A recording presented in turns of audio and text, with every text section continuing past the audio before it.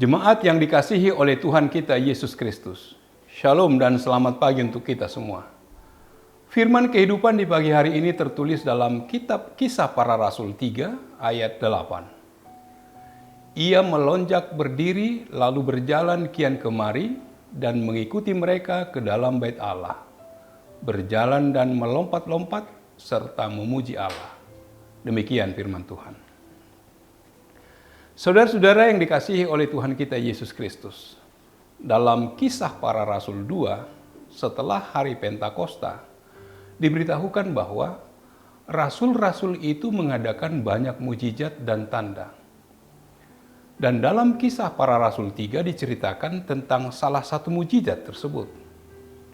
Hal ini dicatat karena mempunyai dampak negatif terhadap para pemimpin Yahudi. Sampai dengan saat ini, umat Kristen disukai semua orang. Di sini situasi tersebut mulai berubah. Penganiayaan yang Yesus telah katakan sebelumnya di dalam Yohanes 15 ayat 20 mulai terjadi. Meskipun demikian, para murid sudah diutus menjadi saksi Yesus yang bangkit.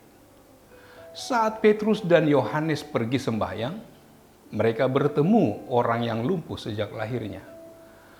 Mereka bisa saja melewatkan kesempatan untuk memuliakan Allah dengan menyembuhkan orang lumpuh itu. Kita harus memiliki belas kasihan.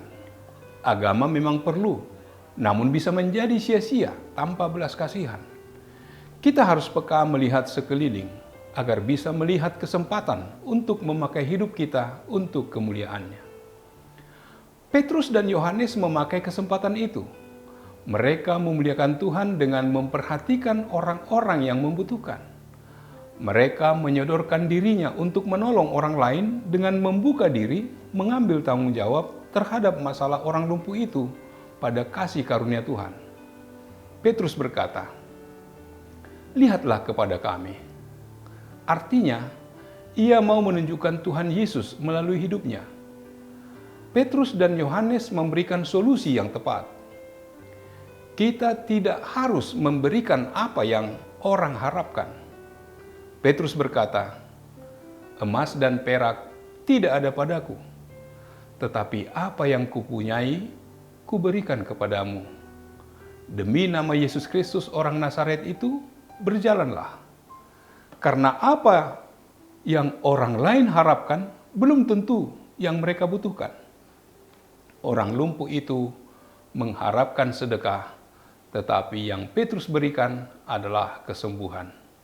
Petrus menjelaskan mujizat penyembuhan orang lumpuh itu terjadi bukan karena kuasa atau kesalehannya sendiri. Kuasa penyembuhan orang lumpuh berasal dari kuasa Yesus dan dalam nama Yesus. Demi nama Yesus Kristus, orang Nazaret itu berjalanlah.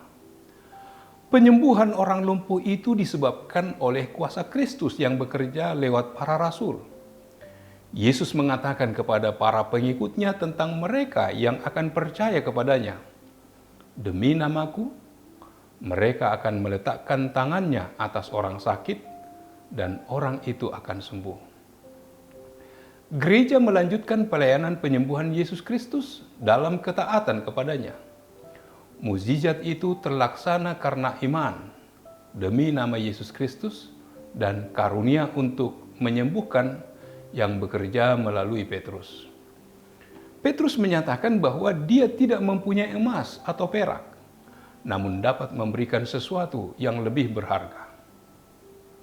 Jika Petrus memberikan sedekah, orang lumpuh itu akan lapar lagi setelah makan dari sedekah itu, tetapi dengan kesembuhan, orang lumpuh itu bisa bekerja untuk menghidupi dirinya sendiri dan tidak mengemis lagi.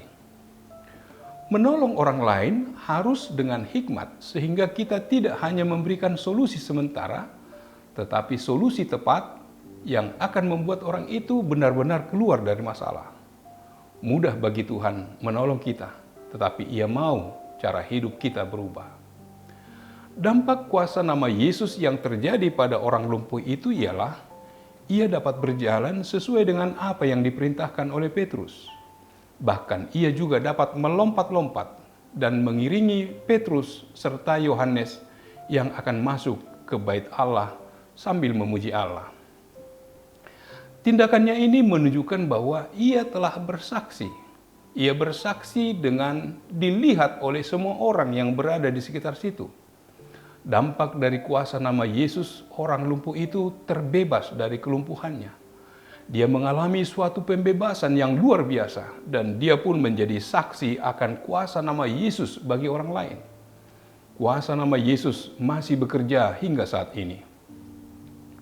Kita harus memiliki kedisiplinan untuk berdoa, bersekutu, dan menyembah Tuhan setiap hari, agar dalam menghadapi berbagai kesulitan hidup atau pergumulan, kita dimampukan untuk memiliki pengharapan dan beroleh pembebasan.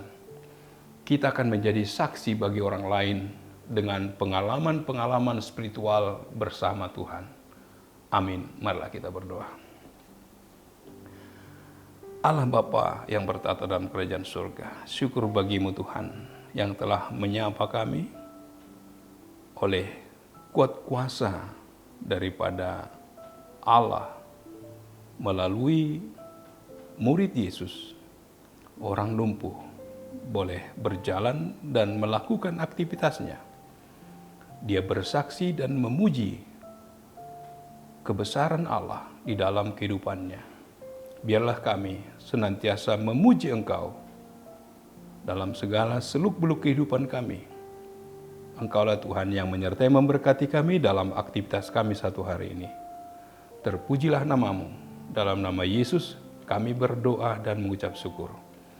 Amin. Anugerah dari Tuhan kita Yesus Kristus, kasih setia dari Allah Bapa serta persekutuan dengan Roh Kudus kiranya menyertai kamu sekalian.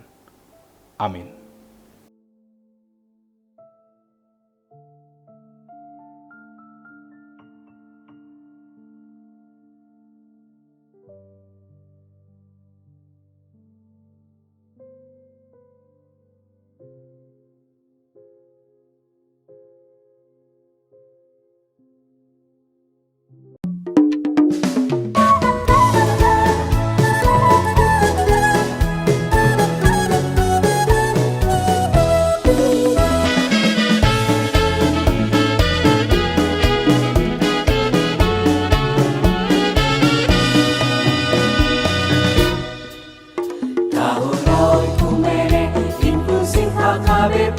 Proaktif menghadirkan kebaikan Allah, jauhkan diskriminasi dan juga rasis, agar terjaga kedamaian. Jauhkan diskriminasi dan juga rasis untuk kebaikan bersama. Kota Yesus waktu di bumi harus mengasihi musuhmu agar sempurna kehidupanmu seperti Allah Bapa. Agar sempurna kehidupanmu seperti Allah Bapa. Okumene mempersatukan